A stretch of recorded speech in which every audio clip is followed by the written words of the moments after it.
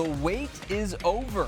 After 250 days without a regular season football game, Broncos country is now less than 48 hours from kicking off the 2021 regular season against the Giants. We'll preview Bridgewater versus Jones, Gordon versus Barkley, maybe, and all the key matchups as Denver heads to the Big Apple. Welcome into Broncos Weekend, everybody. I'm Matt Boyer. Alexis Perry and ESPN's Jeff Legwold will be along in just a moment. But as always, we begin in studio with the Hall of Famer in the gold jacket, Steve Atwater. Steve, look at that jacket, man. We got to start the season off right. Man, you're making me look. I'm feeling a little self-conscious here with you're looking great, with my blazer here. Steve, week one, unlike the preseason, we now have injury intrigue. We have second half adjustments that we need to think about. What's the most exciting part about this week for you as we lead up to the first game with the Giants? Well, just not really knowing what the guys are going to look like, not knowing what the Broncos are going to look like, nor knowing what the New York Giants are going to look like. They got a ton of guys who are on the injured list, the questionable list. And we got to wait to see if Saquon Barkley's going to even play, and he's going to be a big part of this game. Not a lot of questions around the quarterback position for the Broncos. That means Teddy Bridgewater. And Bridgewater's mindset going into this game, it's all about a fast start and a stoic demeanor when things kick off on Sunday. You sense that guys have a sense of urgency. You know, you want to change the narrative around here, and we get an opportunity to do that this upcoming Sunday. Blitz coming. Bridgewater, touchdown. Throughout the course of the game, things happen. But if we could just come out and start fast and control our own destiny throughout the course of the game, I think things will work in our favor. A perfect strike on the little quick fade route from Teddy Bridgewater. Sunday, I'll be calm, cool, very chill. You know, I'll be excited. Of course, you want to win the first game and the last game. You know, and if you're doing that, then hopefully you're doing something special at the end of the season. So, you know, I come in here, it's about winning. Whether it's winning the day, winning the rep, and then ultimately on Sundays, winning the games. Bridgewater says he wants a fast start, Steve. That's the key to everything. So, how does that happen? Where will his eyes be going here? How does that fast start happen, and what does he need to do to be productive on Sunday? I think the fastest start will be with Melvin Gordon and Javonte Williams. Just making sure we get that run game established. That will open up everything. Then, of course, Jerry Jeudy, Cortland Sutton, KJ Hamler, Tim Patrick, those guys get a chance to feast, but you got to start with the run game. You talked about Cortland Sutton. Teddy in his press conference this week said, hey, I'm not worried about the chemistry with Cortland. Just get him to Sunday. Yes. We'll be good. Just get him to Sunday. So when you think about the weapons that the Broncos have, is the key going to be finding Cortland Sutton, or is it a guy maybe that we haven't seen a lot of in the preseason? Well, a guy who I'm just always intrigued about. I've been intrigued about him since last year. Of course, you know, Jerry Jeudy and Cortland Sutton, but KJ Hamler, he's a guy who he got in, made big plays, took him out. We don't know how much the coaches are going to utilize him in this game, and I'm anxious to see because I don't know if they have anybody that can cover him with the speed that he has. We mentioned Bridgewater and Jones in this game, and the stat, Steve, Bridgewater, obviously the completion percentage, that's the story with him. With Jones, it's been an up and down career for him so far. So how do the Broncos make sure that that interception total, those takeaways are there on Sunday? Well, their offensive line isn't the greatest offensive line. They have a couple of big-name guys on the offensive line, but I think we got to put pressure on them. Our defensive line and our edge rushers, they're going to play a big part in getting those 2 turnovers. And if we can get pressure on the quarterback, especially with 4, but I prefer 5, but if we can get pressure with 4, what a big bonus. Even if the Broncos don't have Bradley Chubb this week, Chubb's status has been limited. It's been questionable here as we head into the weekend, so we'll keep an eye on that situation. But even if they don't have him, Jonathan Cooper, Malik Reed, I think those guys are definitely capable of filling in. On the flip side, Steve, Daniel Jones could be without a couple of key weapons on Sunday. Evan Ingram is a long shot to play. Saquon Barkley's status still a bit up in the air coming off the ACL injury. Barkley would definitely present a tough challenge for the Broncos defense, but for the Broncos' Melvin Gordon, seeing Barkley on the field represents an opportunity to prove he is the best running back in the NFL. You know, I was always told, from my running back coach, Ollie Wilson, LT, I guess, told him that, I want to be the best back you know, and I don't just compete against Saquon. It's whoever's the starting back that we're going up against. I want to be the better back on the field. You know, that's just the mindset. I want to come out having a better game. I want to come out being a better team. That just is what it is. Hands it to Gordon, who runs through a tackle. Gordon inside the 5. Gordon heads to the end zone. Touchdown, Denver. It's a lot of guys that are hungry. We've been saying it. You know, we've been in a position last year where it wasn't good. We started slow, you know, we make good runs coming back, but being in that hole, man, is not a good feeling. You know, Teddy's been part of a winning season. I've had a winning season. Some guys in here had some winning seasons before, especially other guys that have been with different teams. But we want to bring that here because this is a winning culture here. You know, we want to get that Super Bowl. And we want to know how it feels. We tired of looking at Patrick Mahomes holding up and Tom Brady holding up the trophy at the end of the year. We want to change that, man. So to do that, we got to stack those W's. Melvin Gordon wants to prove he is the best no matter what the situation is, Steve. So in order for him to be effective on Sunday, what does he need to do? We mentioned a quick start with Teddy Bridgewater. What does his role look like now with Javonte Williams, though? Because both of those, I imagine, are going to have huge roles on Sunday. Yeah, well, you know, when the first regular season game starts, it's going to be a big jump up for Javonte Williams, and I think he'll be looking to Melvin Gordon for a little bit of guidance. Hey, man, this is a real game now. This isn't the preseason, and so I think Melvin will come out, play well, show Javonte Williams what it's like to prepare for game day and to go out there and perform on game day, and Javonte Williams will come in nice and relaxed but intense and do a great job as well. Steve, both of these guys, Barkley and Gordon, from scrimmage, receiving and or running, very prolific. And we've seen Barkley, this Giants offense is night and day different with and without him. So how much does this game hinge on him playing?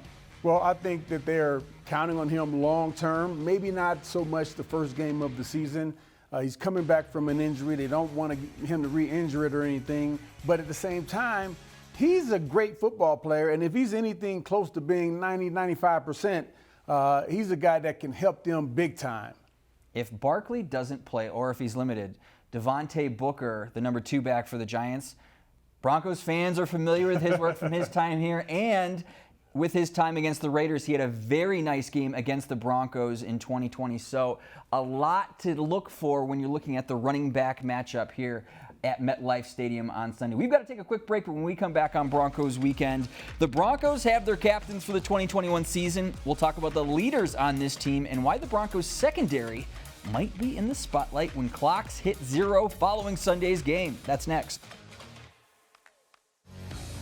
4-man rush. Carr in the pocket, throws a ball that is going to be intercepted. Kareem Jackson, first interception of the season by Jackson. To be voted, captain by, my peers, for me, it's all about, giving what knowledge I have to the younger guys, helping bring those guys along.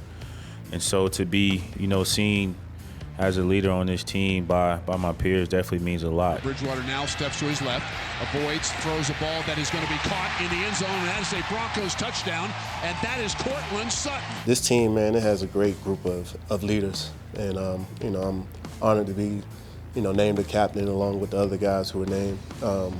It's something you take pride in, and I just look forward to, being the best football player that I can be and being the best leader that I can be. It's an honor to be able to, have, your peers name you somebody they look at us as a leader of, the team, of your room, whatever it may be. Anytime you get, that honor, it's a blessing. Into the end zone and intercepted, picked off by the All-Pro Justin Simmons. End zone interception. It means a great deal. Guys step into leadership roles and you can kind of feel like, okay, I'm a leader on this team. I know what I have to do. I know what's expected. But to have it like kind of written in stone, it makes it a little bit more real. And it's an honor. It's truly an honor. And I'm excited for this year. Bridgewater, Simmons, Miller, Jackson, Sutton, McManus. Steve, your 6 captains for the 2021 season. Welcome into Broncos Weekend. All right, as a former captain yourself, Steve, you got the gold jacket on. You know what it means to be a leader in the locker room. So how meaningful is that title, and does it change any of these guys' mindsets as they go into 2021? Well, I think it's meaningful for the captains and for the players because that shows me not only guys who are great players on the field, leaders in the locker room, but leaders off the field. These are guys who the players feel like they can call if they're in a tight spot or if they need to talk about something. These are the guys who are the true captains of the team, and I'm glad that Coach Fangio did it the way he did it, letting the players pick the coaches because they know between whether it's on the field or off the field, the guys who are really the leaders. We just saw Justin Simmons, which is fitting because all eyes are going to be on both of these secondaries as we take a look at a safety matchup, Justin Simmons versus Logan Ryan this weekend, Steve. First with Simmons, though, Steve, he said takeaways are going to be and will continue to be key for this squad. He hinted at a dime package with 4 corners, maybe giving him some flexibility with Kareem Jackson on Sunday. So what are you looking forward to most when it comes to that DB group? Well, more than anything, because we got three new guys in the secondary, including Pastor Tan, will they be on the same page and how quickly can they get on the same page? We saw glimpses of it in the preseason, but we didn't see a full game. Now we're going to see a full 60 minutes. Can they play on the same page? Will guys get frustrated when something goes wrong? Because as you know, Matt, something's going to go wrong. So will they be able to bounce back from it and keep the right attitudes? I'm anxious to see that. I think they will, but I'm anxious to see it. I am anxious to see it as well. We saw Pat Surtain covering tight ends a bit. We might see it again this weekend. Kyle Rudolph, a very effective red zone threat for that Giants team. So a couple of things to keep your eye on. This Giants secondary, though, Steve, Logan Ryan has been a thorn in the Broncos' side. In 5 games against the Broncos, Ryan has 6 PBUs, 2 INTs, a forced fumble, and 21 tackles. That is quite the stat line, Steve. So how do the Broncos neutralize this secondary of the Giants? Well, we got to be able to run the ball, and that's going to start with our offensive line playing well, being able to stop Leonard Williams. Oh, my goodness, this guy is a beast on the defensive line. We got to be able to block this guy, get some runs into the secondary, get it to where the cornerbacks are helping on the run, and then, hey, we'll be able to exploit them a little bit in the secondary. I like it. We've got to take a quick break, but when we come back on Broncos Weekend, Alexis Perry is chatting with ESPN's Jeff Legwold about the challenges that await Denver as they make the trek to MetLife Stadium this weekend.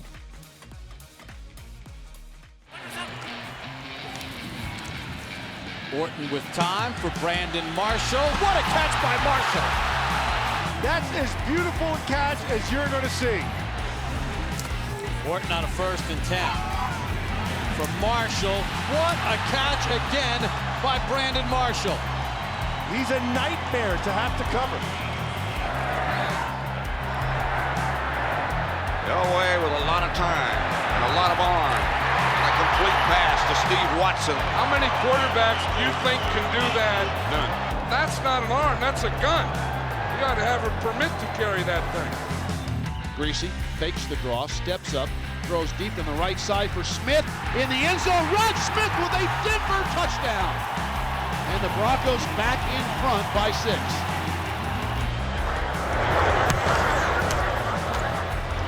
Weatherford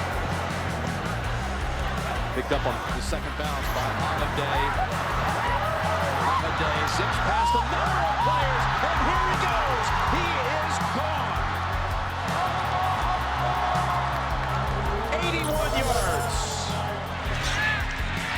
Elway chased by Marshall. More time, complete first down. Jackson, 30. 20. Got Young out there blocking for him. To the 5. Welcome back to Broncos Weekend. It's week 1 Broncos country. It's easy to get emotions high and to get too amped up for this game. So we need some measured perspective. And who better to chat with than one of the longest tenured NFL reporters in the game today? I'm talking, of course, about ESPN's Jeff Legwold. Alexis Perry chatted with Leggy about the start to the Broncos season and where his eyes will be come game day. Thanks so much, Matt. Here with ESPN's Jeff Legwold to help me preview this Sunday's game against the New York Giants. Jeff, in comparison to this time last year, what are some of the greatest improvements that you've seen this Broncos team make, and how do those improvements impact your expectations for this team on Sunday?